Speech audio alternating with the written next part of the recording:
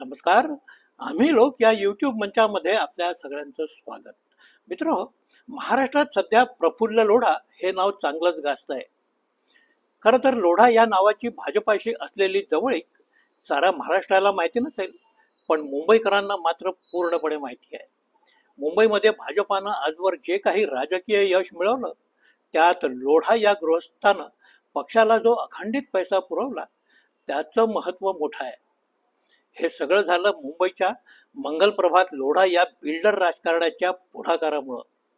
असं म्हणतात की या मंगलप्रभात लोढा यांना प्रमोद महाजन यांनी त्यांच्या काळात मोठी रसद पुरवली आणि त्यामुळंच लोढा हे गृहस्थ मुंबईचे एक मशहूर बांधकाम व्यावसायिक म्हणून पुढे आले. या उपकारांची परतफेड अर्थातच त्यांनीही केली. भाजपाला नियमितपणे अर्थपुरवठा करण्याची जबाबदारी त्यांनी स्वीकारली होती. भाजपानेही त्यांना अनेकदा आमदार बनवलं आणि नंतर मंत्रिपद पण दिलं. हा सगळा मामला असा राजकीय आणि व्यावहारिक होता. हे मंगलप्रभात लोढा आणि सध्या गाजणारे प्रफुल्ल लोढा यांचा काही संबंध असेलच असं नाही. तर सध्या गाजणारे प्रफुल्ल लोढा हे गृहस्थ जळगावच्या जामनेर इथले. महाराष्ट्रात सरकारी टेंडर मिळवून गब्बर होण्यासाठी अनेक लोक सातत्यानं धडपडत असतात. त्या दृष्टीनं हे लोक सत्तारूढ पक्षाच्या नेत्यांची अतिशय जवळीक वाढवतात. पुढाऱ्यांना आणि अधिकाऱ्यांना विमानवाऱ्या घडवणं, भोजनावळी घालणं, सतत त्यांच्या सेवेत राहणं आणि नेत्याला आवडेल ती सेवा त्यांच्या पुढ्यात हजर करणं, हेच या लोकांचं मुख्य काम. थोडक्यात रम, रमा आणि रवी ही जुन्या काळातली यशाची त्रिसूत्री वापरून सरकारी कंत्राट पदरात पाडून घेणारे हे लोक. हा धंदा तसा अतिशय शाश्वत. इतिहासाच्या सगळ्याच काळात हे लोक अस्तित्वात राहिले. पण 1990 नंतरच्या काळात मात्र देशभर कॉर्पोरेट संस्कृतीचं आगमन झालं.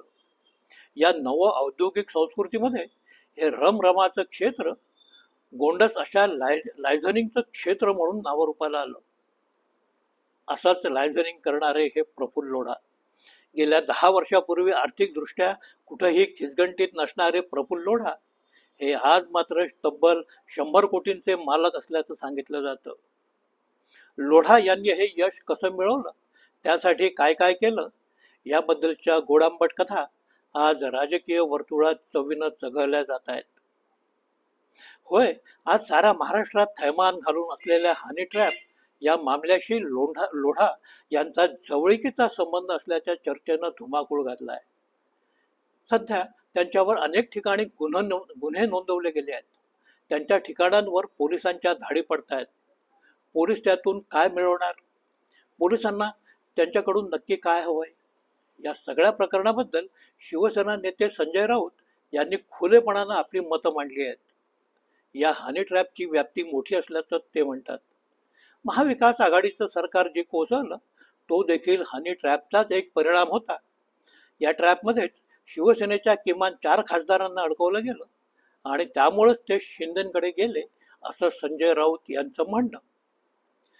राज्यातलं महाविकास आघाडीचं सरकार घालवण्यासाठी आपण आजपर्यंत असं मानत होतो की ईडी आणि सीबीआयचा मोठाच वापर झालेला होता. पण त्यात या हनी ट्रॅपचा देखील सहभाग होता, हे आजपर्यंत आपल्याला माहिती नव्हतं. संजय राऊत यांनी मात्र आता या सगळ्या गोष्टी स्पष्ट केलेल्या आहेत. हे सगळं प्रकरण काही काल परवाचं नाही. 2014 पासून अनेक पुढारी आणि शासकीय अधिकाऱ्यांना नादी लावण्यात आलं. त्यांचे व्हिडिओ बनवून नंतर त्यांना ब्लॅकमेल करण्यात आलं. या संदर्भात नाशिकच्या एका अतिरिक्त जिल्हाधिकाऱ्यांचं नाव हे आज अगदी विशेषत्वानं घेतलं जात आहे. त्यांना या ट्रॅपमध्ये अडकवण्यात आलं. नंतर तब्बल 3 कोटींची खंडणी त्यांच्याकडनं वसूलली गेली. पण त्यानंही संबंधितांचं समाधान झालेलं नव्हतं. नंतर ही मागणी थेट 10 कोटींपर्यंत पोहोचली. सदर जिल्हाधिकारी महोदय या 10 कोटींच्या मागणीनं अक्षरशः हबकले आणि पोलिसांपर्यंत हे प्रकरण पोहोचलं. पुन्हा एखाद्याला हनी ट्रॅपमध्ये अडकवणं आणि त्यांच्याकडून पैसा उकळणं या बाबी आपण आजवर अनेक वेळा ऐकलेल्या.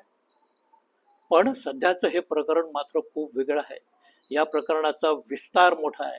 या प्रकरणात तब्बल 75 मोठे लोक अडकले असल्याचं सांगितलं जात आहे. त्यांच्याकडून उकळल्या गेलेल्या रकमा या देखील प्रचंड म्हणजेच कोट्यावधींच्या आहेत. त्यामुळेच या प्रकारात सहभागी असणाऱ्या लोकांना सरकारातल्या उच्च पदार्थांचं देखील मोठं संरक्षण मिळालेलं असावं असं लोक म्हणतात. प्रफुल्ल लोढा आणि गिरीश महाजन यांचा एक फोटो संजय राऊत यांनी ट्विट केला आहे. या फोटोवरून काही अंदाज बांधता येऊ शकतात. खरं तर गिरीश महाजन आणि प्रफुल्ल लोढा यांचं पूर्वी पटत नव्हतं असं म्हणतात, पण नंतर दोघं एकत्र आले. लोढानं महाजन यांचा निवडणूक प्रचार केला आणि खुद्द देवेंद्र फडणवीस यांच्या उपस्थितीतच लोढाचा भाजपा प्रवेश देखील झाला. हे सगळं चित्र पाहताना लोढा याचा या साऱ्या बेकायदेशीर कारवायांमध्ये सहभाग होता आणि कदाचित गिरीश महाजन असोत की देवेंद्र फडणवीस यांना त्याच्या बेकायदेशीर कारवायांची किमान माहिती असावी असं सकृतदर्शनी कुणालाही वाटून जावं. आज लोढाची चौकशी सुरू आहे. त्यानं प्रत्यक्षात काय काय केलं याबद्दल पुरेशी स्पष्टता पोलीस तपासानंतर येईल. त्यानंतरच सरकार किंवा सरकारातल्या प्रभावशाली लोकांच्या सहभागाबद्दलही आपल्याला काही निश्चितपणे बोलता येईल. आज मात्र केवळ साऱ्या चर्चा आणि अफवाच आहेत.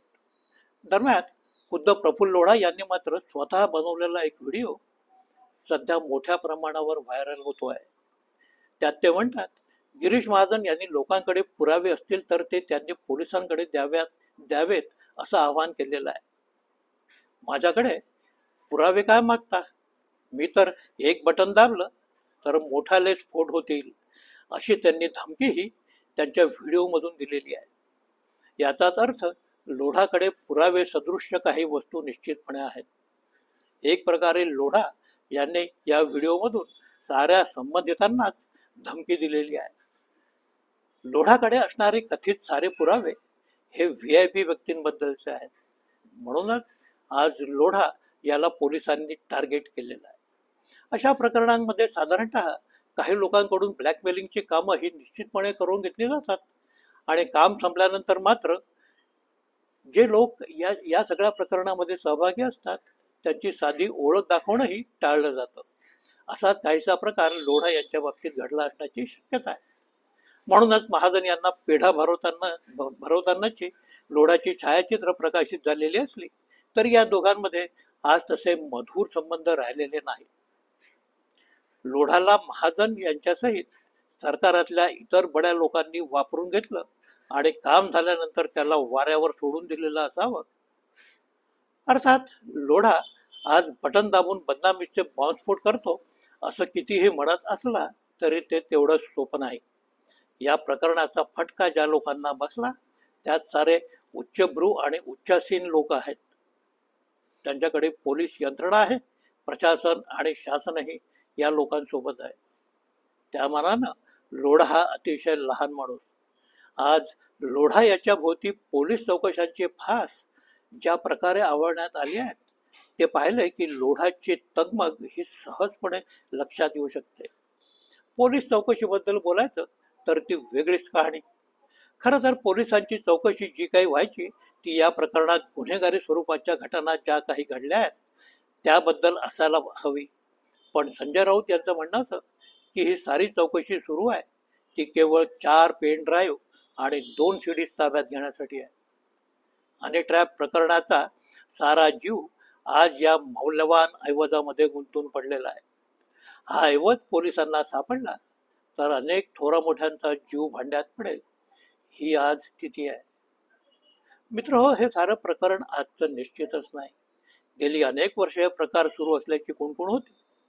नाशिक शहर हे या प्रकाराचं प्रमुख केंद्र होतं असं म्हणतात. तिथं एका हॉटेलमध्ये तब्बल 7 कोटींचे कॅमेरे बसवण्यात आले असा आरोप जितेंद्र आव्हाड यांनी केलेला आहे. हे हॉटेल काँग्रेस पक्षाशी संबंधित असलेल्या एका इसमाचं होतं असंही म्हणतात. पण त्यात काही अर्थ नाही. अशा प्रकारच्या कारवाया करणाऱ्या लोकांना राजकारणाशी फार काही देणेघेणं नसतं. त्यांच्यासाठी राजकारणापेक्षा सत्ताकारण हे महत्वाचं आणि सत्ताकारण्यांना राजकारणासाठी गुन्हेगारी जगत हे महत्वाचं. त्यामुळे अशी कृत्य ही वर्षानुवर्ष परस्पर संगनमतानं चालत राहतात. तसंच काहीसं या हनी ट्रॅप बद्दलही झालेलं असावं. या प्रकरणाकडे पहिल्यांदा लक्ष वेधलेलं होतं ते एकनाथ खडसे यांनी. त्यांचं आणि देवेंद्र फडणवीस यांचं फाटलं तेव्हा फडणवीसांनी दिल्लीकरांच्या मदतीनं खडसेंना आपल्या रस्त्यातून अलगदपणे दूर सारलं. भाजपमधलं आपलं प्रदीर्घ काळचं करिअर आटोपत घेत खडसे बाहेर पडले. राजकारणात केवळ जिवंत राहण्यासाठी म्हणून आमदारकीसारखं कवच हवं असतं म्हणून अनेक उंबरठे त्यांनी झिजवले.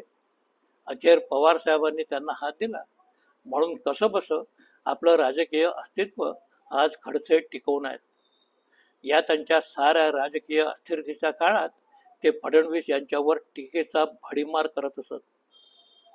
लोकांनी त्यांना एकदा विचारलं देखील होतं, तुम्हाला फडणवीस यांची भीती वाटत नाही का? तेव्हा उलट उत्तर देताना खडसे म्हणाले होते की मी कशाला घाबरू, माझ्याकडे सीडी आहे ना. तर तेव्हाच ते सीडी प्रकरण आता थेट हनी ट्रॅप पर्यंत पोहोचलाय.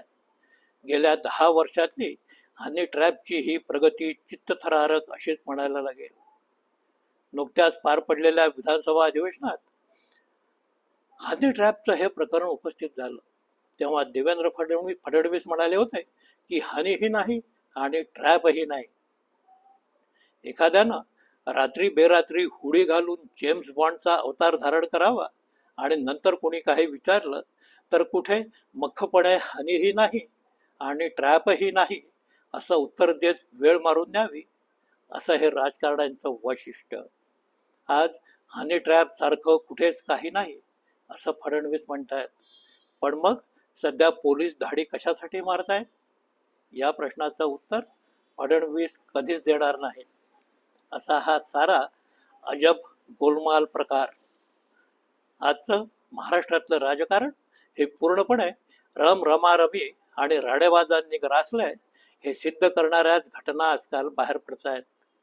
मित्र, या सगळ्या प्रकाराबद्दल आपलंही काही मत आपण बनवलं असेलच. कृपया कमेंटमध्ये सांगा. लाईक करा, शेअर करा ही विनंती. नमस्कार.